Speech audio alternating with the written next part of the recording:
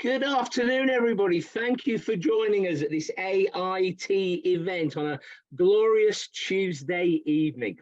Afternoon, actually. We may stretch into the evening, though. You never know. Depends on the Q&A. I think Irina wants us to finish around 5 o'clock. We're starting at 3, so a good 2 hours together. Today, we are going to be reviewing NRPSI from the point of view of you as a registrant, for those who are registrants, as to exactly who and what you are, the power that you have, and the way in which we can self-promote and self-market. And indeed, are we actually proud of being registrant on the NRPSI? Pangkaisipan.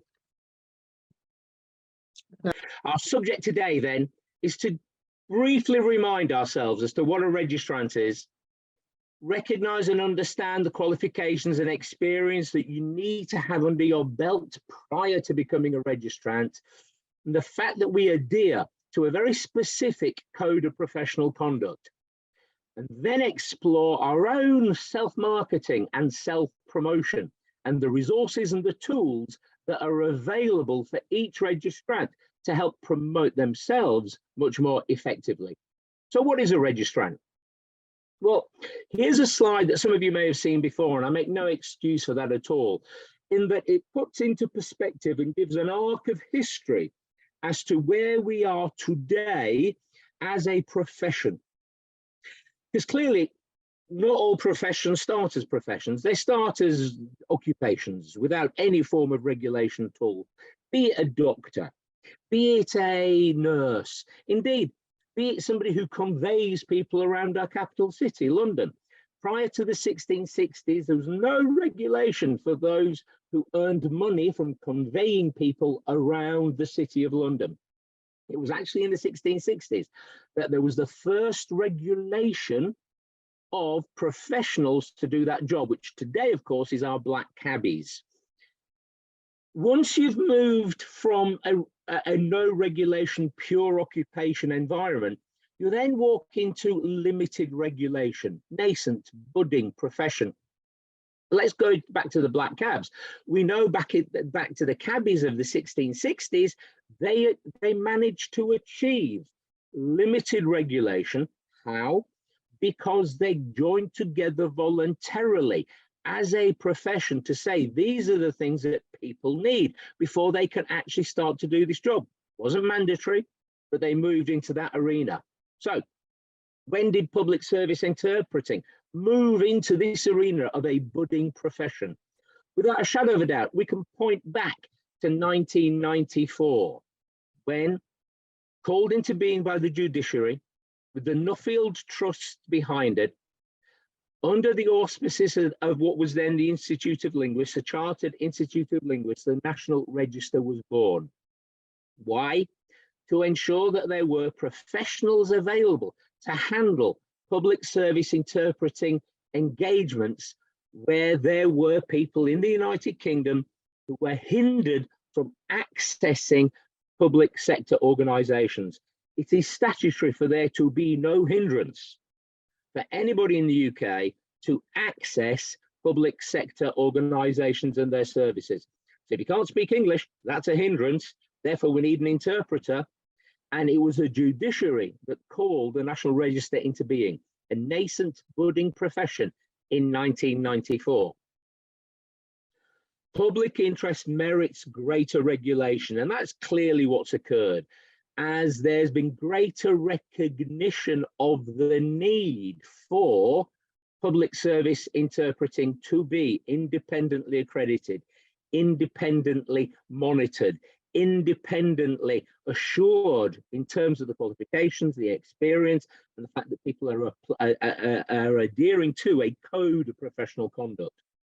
And that then creates self-regulation by the profession. And I would suggest that that is where we are on the arc of history. Always useful to relate this to other professions. Think about nursing.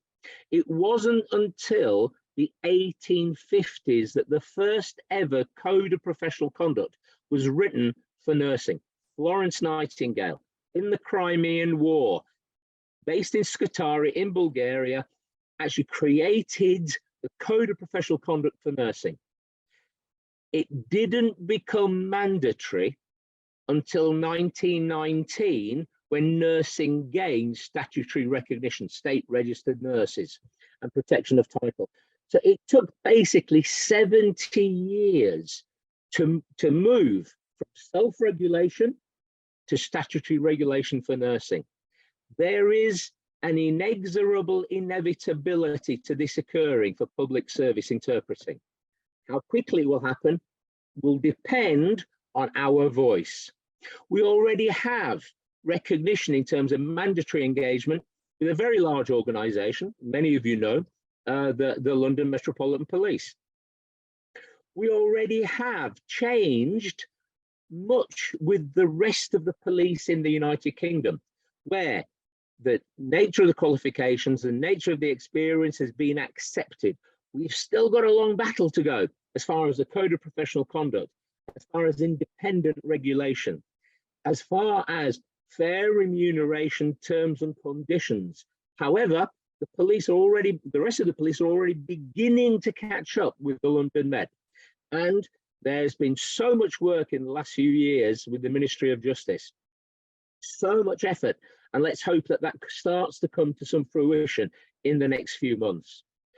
Only today, sadly, we've heard of a desperate situation with the NHS, where due to the NHS not engaging with a professional, due to the NHS not engaging with somebody who's independently accredited, there's been a horrendous situation that's occurred. And I don't want to dwell on that other than to say that our hearts go out to the family concerned. And yes, indeed, we'll be ensuring that we're bringing that to the attention of senior management in the NHS and every trust in the NHS, as well as government, as well as cabinet. So this ARC, journey to the best possible regulatory framework with protection of title. If you are already a registrant with the National Register of Public Service Interpreters, then you believe in the need for qualifications. You believe in the need for evidenced experience. You believe in the need for an independent regulator to ensure that there's a code of professional conduct to which people adhere. If you are working in public service interpreting and not a regulated public service interpreter, then we would certainly suggest that you actually join the National Register and become part of the voice, and let us amplify the voice as loud as we possibly can in the corridors of power to gain protection of title and statutory recognition. That is what a registrant is. In terms of public service interpreting, it's handling complex relationships, focusing on these responsibilities, your own interests as an RPSI, as a regulated public service interpreter, your responsibilities as a member of an association or indeed a learned institute. And for everybody here who is a member of the AIT, you know the AIT has your best interests at heart. The AIT is working on your behalf. And indeed, to become a full member of the AIT, you'll need to be a registered NRPSI, RPSI, a registered public service interpreter. We need to ensure that everything around the members of the public who are involved in any engagement are protected. We need to ensure that any witness to a crime, any victim to a crime, anybody needing complex medical treatment is actually looked after by somebody who is qualified and experienced to be able to handle that engagement. Then there's the public sector itself. We have to pay attention to this. The procurement departments in all the big public sector organizations and their general management, and by this I also include the Cabinet Office and government, we've got to ensure that they fully understand that if they ignore standards, if they ignore quality and only focus on price and supply, then things will go wrong, as indeed we have learned today with this situation with the NHS. Then there are those operating in and around an engagement who are not professional public service interpreters, but they are desperate to ensure that the person who is the public service interpreter in that engagement truly is qualified and experienced enough to ensure that everybody knows what's going on. Because as a public service interpreter, you're the only one that does. You're the only one that knows what's occurring in total. So the judges, the barristers, solicitors, magistrates, police sergeants, investigators, doctors, nurses, other allied medical health professionals, border force, the list goes on. They are desperate to ensure that the interpreter knows what they're doing. Often they do not know how to choose, how to check. And some of that responsibility lies with registrants. If you are proud to be NRPSI registered and regulated, then you can market yourself more effectively, particularly to those specialists operating in and around an engagement, so that they know what to look for. They know to ask the question, is this interpreter registered and regulated? Are they independently accredited? And then, of course, there's the commercial agencies. We can't avoid them. They are there. They exist.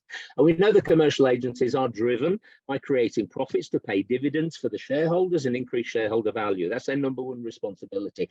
Actually, by law, it is fiduciary responsibility. If you're running a business, your main task is to deliver results for the shareholder, not protection of the public, not the quality of service, but results for the shareholder. However, to help them do their jobs well, we should be insisting that they only look for those who are independently monitored and regulated. And that's a responsibility that we have in terms of our communication with agencies. Of course, we have to look after the very profession of public service interpreting. If any one of us ever lets the profession down, if any one of us contravenes the code, then we damage the argument for protection of title. We damage the argument for statutory recognition. Of course, we're not all perfect. We all make mistakes. Everybody makes mistakes. But mistakes which are material, which cause damage, if it damages the profession, then it sets us back. So we all have a responsibility to the profession of public service interpreting, and indeed our regulator, the National Register of Public Service Interpreters. So what NRPSI isn't, it is not an agency there to find work, nor is it a union. There have been many just recently saying, why isn't NRPSI leading us in a strike?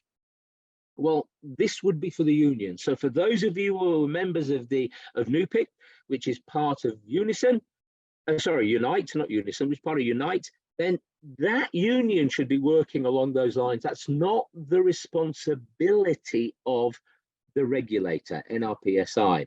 And it's certainly not the responsibility of NRPSI to act as an agency. That's not its role. That's not what it's set up to do. It's not what it's resourced to do.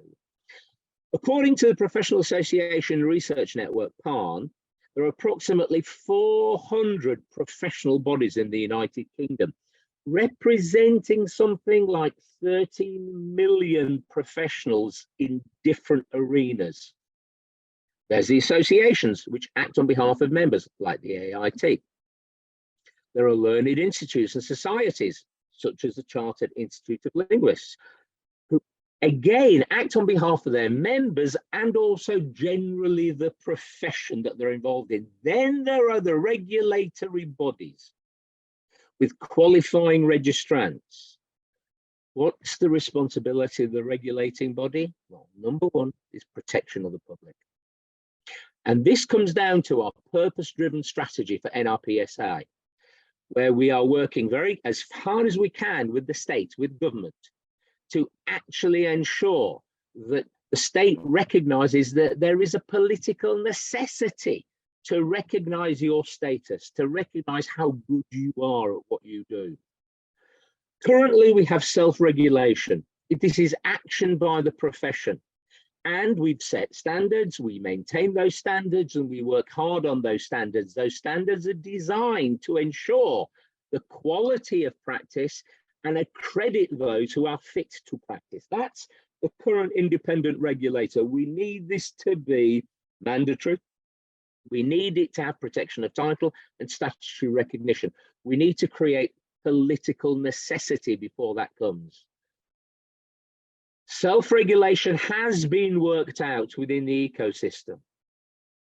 We have negotiated with a wider range of stakeholders. You speak with the ITI, they recognize the value of NRPSI. We speak to the CIOL, they recognize the value of NRPSI. Clearly our associations do. AIT and the other associations within our world. And we are beginning to get the sort of recognition that the Metropolitan Police have already given, that the paid scheme's beginning to do. And we hope that we can also break much that's been a problem with the Ministry of Justice in coming months. It's this balance of standards, quality, how much does that cost? Do we have the money, says the public service? Can we get the supply of professionals? Well, look, you have to have the supply of the professionals. Well, look, you've got to pay the right amount of money. Why? Because you have to minimize risk. And again, I state again today, the NHS, that a dreadful situation brought about by the deployment of inadequate interpreting, by not engaging with a professional, accredited, regulated professional. The profession has a need to minimize, diminish, and alleviate risk through full status registration. Those of you who are full status on the National Register, you've shown that you've got a vocational qualification of level 6. You've shown that you've got the 400 hours. For those of you who've got the DPSI or equivalent, the level 6 qualification, but without the hours, then there's the interim A status. And indeed, there were some from yesterday's presentation with the ITI who were saying, well, we've got the presentation, I haven't got the hours, then come and join and apply to join as an interim A. For those who've got a lot of experience, but have not yet gained the full DPSI or equivalent, there's interim B, where they have to show that they have passed a level 6 equivalent for one interpreting module, one translating module, because sight translation is very important, can join as interim B. Then, of course, there are rare languages. For rare languages, it's a very particular specific term here. What it means is there are no vocational qualifications for that language. And there are protocols to follow that through. The protocols are available to be viewed on the website. If you need some guidance, just get in touch with me. In essence, there is huge support for this form of independent registration through the accreditation and the checking of qualifications and experience. And I'll just give you a quote here from the debate in November of 2021, where the National Register was being debated. And basically, we had a lord who was a young solicitor, when he was a young solicitor, was led into a situation where without an interpreter, they could have made a dreadful mistake to the estate of somebody who was dying. And Lord Thomas of Gresford said very clearly, he learned the importance then of having a professional interpreter. We know this. We know it is vital that public service interpreting is seen not as an occupation, but as a profession. If it's a profession, then it has to have a regulator, albeit an independent regulator. We have one that's been in operation since 1994. The arc of history is with us. We're getting closer and closer and closer to mandatory insistence that it's only through those who are registered and regulated who can work as professionals. If you're close to thinking about becoming a NRPSI registrant, then do so. If you already are, then look at the tools that are available to help you promote yourself, to promote others, and to promote the profession. The profession has a need to minimize, diminish, and alleviate risk through, number one, protect the public, setting, maintaining, developing, promoting standards, confirming relevant vocational qualifications. There is a qualifications committee to do exactly that work. Accrediting competencies gained through experience, evidenced experience, which needs to be very clear, very evidenced, very open, very transparent, to enable somebody with the right qualifications to get full status. And then measuring degrees of competence through proportionate, accountable, consistent, transparent, and targeted specifications in the Code of Professional Conduct, that fitness to practice. And through that, we need to protect the professional practitioner. If they're ever asked to do something which contravenes the code, then they can point to the code and say, no, as a professional, that's not what I'm supposed to be doing. You have the tools as an RPSI, as a registered public service interpreter to do that. And promoting this Code of Professional Conduct, focusing on integrity. And a shout out here to Phil Muriel, who yesterday stressed the importance of the word impartiality, and that really rung a bell for me. So Phil, that whole sense of not just integrity, but also the impartiality, which is written through that Code of Professional Conduct, we have to really focus on that. And then managing very effectively the Professional Conduct Committee, the Disciplinary Committee, and the appeals processes. These are not punitive. These are here to help people get better at what they do. They're also there to protect you, to ensure that hearsay cannot destroy you. If you are an RPSI, you can insist that if anybody has a complaint, they bring it to NRPSI. There have been instances, and I know there are some people in the audience today who have been targeted with complaints which are hearsay. Had those complaints been brought through the National Register, then as hearsay, they would never have got a hearing. Clearly, we have to lobby for protection of title for professional practitioners and continue that lobbying. That's not going to happen by accident. We have to push it. There is this inexorable inevitability, but we want to bring that timescale closer, not leave it further away. So we have to support the regulator and support the Register of Professionals, NRPSI. And we have to ensure greater visibility for those who are accredited. So how proud are we of being registered and regulated interpreters? You've been seeing the logo at the top right-hand side of the screen as you look at it. Proud, proud, NRPSI, registered and regulated interpreter. Well, if you look at the ticks down the side here, 1, 2, 3, 4, I've signed up to the NRPSI Code of Professional Conduct and I am accountable. This visual is available for each and every one of us. We can use it. We can take this visual and we can put it up as a LinkedIn post, as a Facebook post with your name against it, showing that you are proud to be NRPSI, you are certified, the qualifications and experience have been checked, as has your vetting, and you adhere to the Professional Code of Conduct. Now, that Professional Code of Conduct has behind it the Professional Conduct Committee, managed by not NRPSI Secretariat, but there is a chair who is not NRPSI Secretariat, who is a professional standards person. Working with them for every complaint would be somebody who is a very experienced practitioner plus a layperson.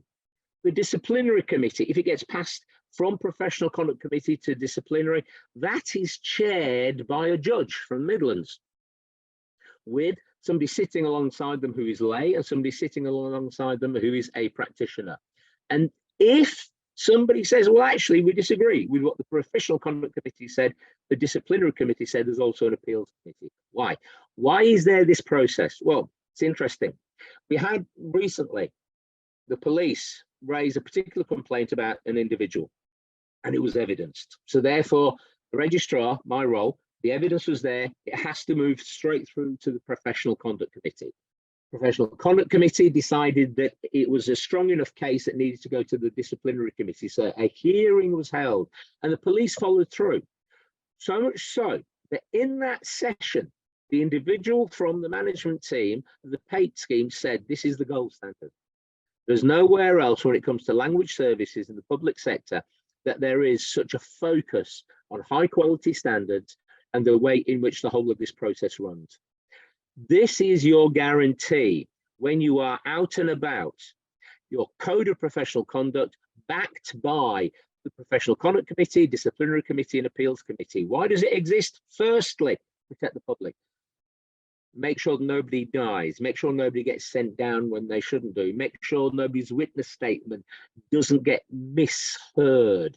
Giving voice to the voiceless, Bibiana. Thank you for that phrase. That phrase is deep within NRPSI. Protects the public service. Whether they like it or not, were the public services to engage more with NRPSI, they would gain greater protection. And in fact, there are some parts of the public sector that realise this. Protects the PSI profession, absolutely. If somebody is scruffy and if somebody isn't actually doing their jobs properly and they're a registrant, then those complaints will help bring them up to make sure that they act as a profession and reflect well on all of us. Ultimately, this is also about protection of you. Let's make sure that if somebody's got a complaint against you, it's a real complaint. If it's just hearsay, then make sure that the complaint is brought to NRPSI, because then NRPSI's processes will ensure that you are also protected. So the code applies to registrants, so you have to be RPSI. Maintaining the integrity of the profession. If you're not registered, you can still follow the code, but you don't get the protection of the code when it comes to complaints. Your duties, responsibilities, and conduct are outlined. The standards are prescribed. There's assurance. If you're RPSI, government and public sector organisations will know that by which you will want to be measured. Users of language services, judges, doctors, police, they need to be told. Well, actually, we don't have the resources at NRPSI to tell everybody. You do. You have resources to tell the people that you are working alongside. You do. You have the resources to tell people that you're in regular contact with. And we'll come on to that when we talk about self-marketing and self-promotion. Commercial agencies need to be constantly reminded. Commercial agencies are driven by profit dividends and ensuring shareholder value is raised. We have to keep reminding them quality is the most important. And the best way of assuring quality is ensuring that they are engaging with NRPSI, registered and regulated interpreters, and of course the public at large. As our chair says, he actually wants to ensure that registrants are recognised and accepted as the definitive mark of quality in public service interpreting. And we are certainly getting there. And we have been getting there since its inception. And the more marketing we do of ourselves, the stronger that will be. So as part of all this, there are self-marketing tools and self-promotion tools available. And we're going to talk a little bit about these now. Hibba, you should be pleased about some of these. This is about marketing. It's about each and every one of us marketing ourselves more effectively. And we'll draw you first and foremost to the proud logo. Your commitment to professional standards as a registered and regulated public service is what marks you out from the crowd. If you are proud, use this logo. It helps to make the most of your registration by making use of not just this logo, but all the other tools which we're going to come along to and see which are available in this promotional pack that's there for RPSIs. And you can find these tools in the interpreter room. All you need to do is to click on the log into my account button, the red button on the NRPSI website, follow that through to the interpreter room, and there's a drop-down menu with marketing resources, and then you can search through those marketing resources and make use of all the different elements that we're going to start to talk about. And let's just go back to proud to be an NRPSI registered and regulated interpreter. You know, you send that out with your invoice. And if your invoice is delayed, the people who have received that invoice will know that you will talk to NRPSI, and actually NRPSI will get in touch with them. It will help speed up payments. There have been many instances where, with the National Register's help, payments have happened quicker than they would have done were that not the case. Put this onto your invoices. That might happen anyway without having to contact the National Register to get help. You could put it on a LinkedIn banner, you could put it on your email signatures, put it as part of your hard copy letterhead. So many different ways to make use of it. That as a JPEG is sitting in those tools waiting for you, and you can use it, you can expand it, you can reduce it, you can make it larger, smaller, do with it as you wish. Madeline Lee actually has put it on her LinkedIn banner. Across that banner, the way she's used it, she's included it with her fellowship status at the Chartered Institute, as well as the Chartered Linguist status, as well as her CUDO status.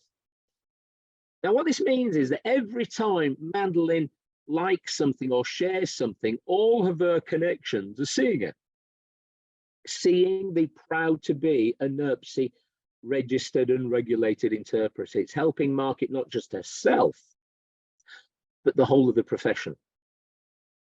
And Madeline, of course, is a practitioner board member, and one of her most recent quotes is, being registered and regulated entails being skilled to a high professional standard, complying with the Code of Professional Conduct, and respecting the associated disciplinary procedures. You may well be highly professional. You may well have the qualifications. You may well have experience, but it's not evidenced and checked, which means that anybody signing up to engage with you would have to do that themselves.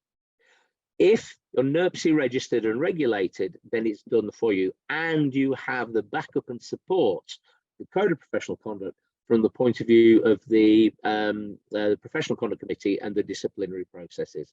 So Madeline's certainly proud to be a registered and regulated public service interpreter who's registered. The pack also includes these banners, the banner that can stretch behind you, and you can use this again on LinkedIn. Very easy to follow. I won't run through these details now. These are part of the presentation. You'll see it when you look at it as a video, or indeed you'll see it when you actually access the slides on the NRPSI news pages, or sent to you by AIT. In essence, this again helps promote you as standing out from the crowd, of being committed to professionalism. And here we have Amina. Amina has actually gone further, and she's added some copy actually onto that banner. Now, Amina's got over 1,600 followers. There's only about 120 of them that we share. So every time she likes something and shares it, a post, it's seen by a very high number of people, and they see it's not just for Amina, it's for the profession and for everybody else who is a registered and regulated NRPSI. And I know Phil's here in the audience, and there's Phil's. And he's made use of the banner as well on his LinkedIn. And indeed, we have some words from Phil. Both our goal and our main challenge is to get our profession properly recognized, which would include protection of title, meaning that only registered and regulated professionals would be able to call themselves a public service interpreter.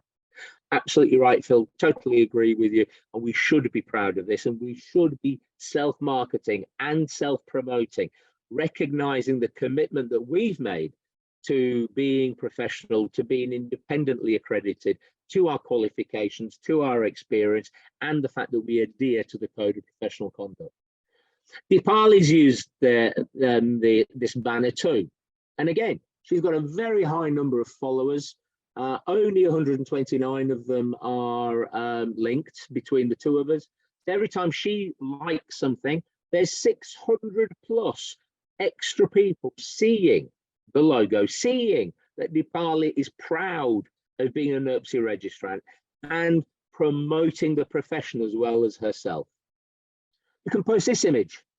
This image is sitting there in the pack. You can put it onto Facebook. You can put it onto LinkedIn. You could use this one where you tick off those points and you're basically saying, hey, look, you wouldn't accept an unregulated and unregistered doctor or lawyer, so don't accept an unregulated or unregistered public service interpreter. You know, doctors are an interesting case in point. Doctors gained protection of title in 1858. Prior to that, it didn't mean anything. Anybody could call themselves a doctor.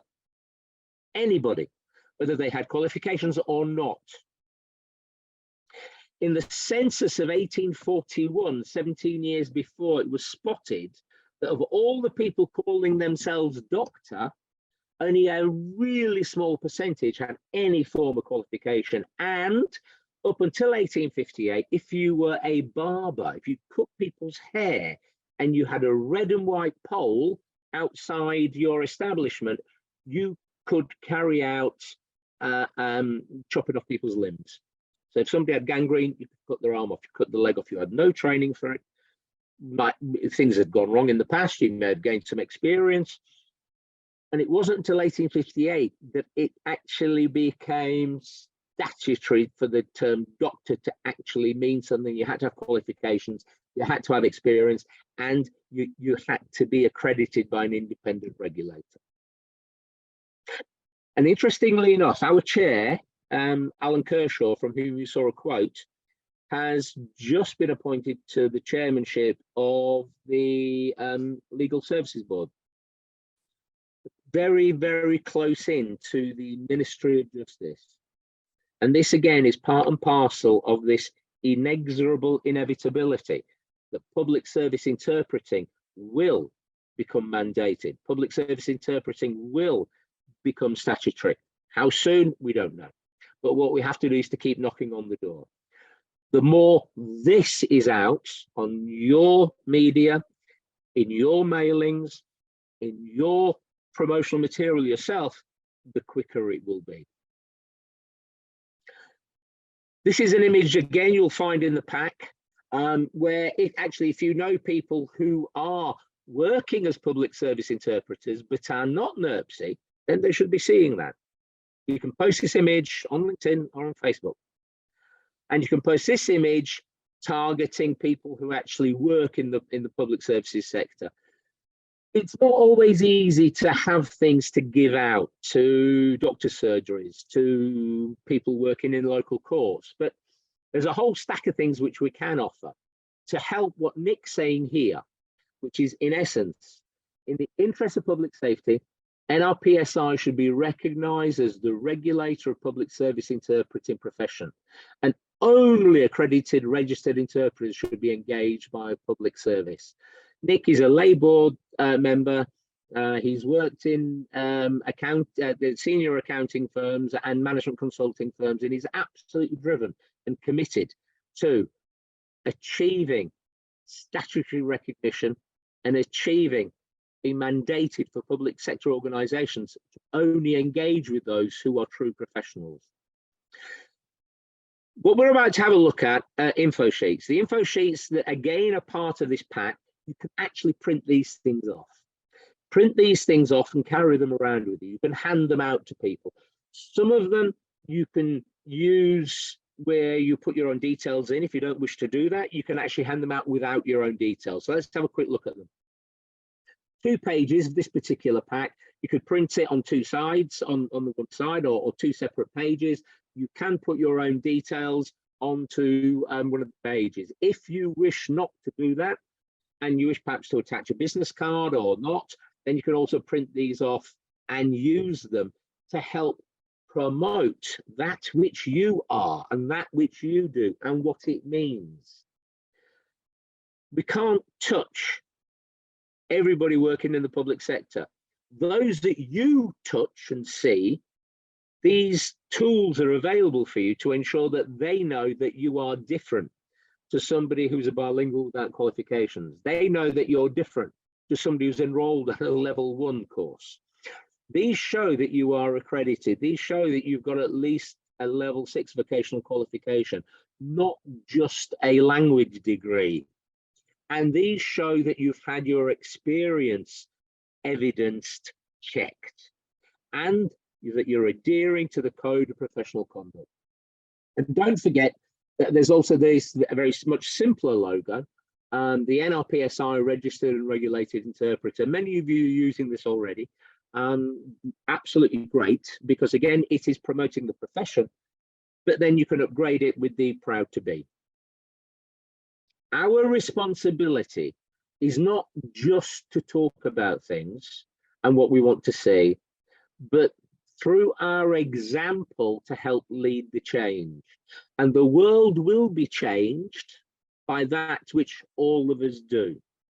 And that will help speed up to achieve our vision. The vision where we get statutory recognition, where we get protection of title, where it is mandated to only use professionals who are independently regulated. As Lalia, who I believe is with us today, has said, our qualifications and accountabilities, professional public service interpreters, are what separate us from those who are working in interpreting as an occupation, not as a profession. And they're not qualified, they're not accountable, certainly not accountable, because they're not adhering to the Code of Professional Conduct with all the consequences that lie behind that. The Professional Conduct Committee, the Disciplinary Committee, and the Appeals Committee. And remember, that's there as much for your protection as it is for catching you out if things go wrong. So, ladies and gentlemen, we are coming to the close of the slides. Today's subject matter has been NRPSI proud. Are we proud to be NRPSI? Can we get more involved in self-marketing and self-promotion? There are tools available. Please make use of them. And if you think there's something else that you need, we are very speedy and we're very quick and we can work really fast to put things together. Always remember though, the NRPSI is a not-for-profit organization. It works purely and simply off the fees of registrants. We are incredibly careful as to how we invest the money and spend those funds. There isn't money for big ad campaigns. We have to be very careful with our resources, but where and what we can do to further our aims to achieve higher levels of remuneration that are commensurate with your qualifications and your experience, to gain fairer terms and conditions, and to achieve protection of title. Then NRPSI is there working hard for you. And let me assure you, NRPSI is very proud of you. So I'm going to pass back to Nina. Thank you for your attention. Have a break, glass of water, and then come back for Q&A. Thank you.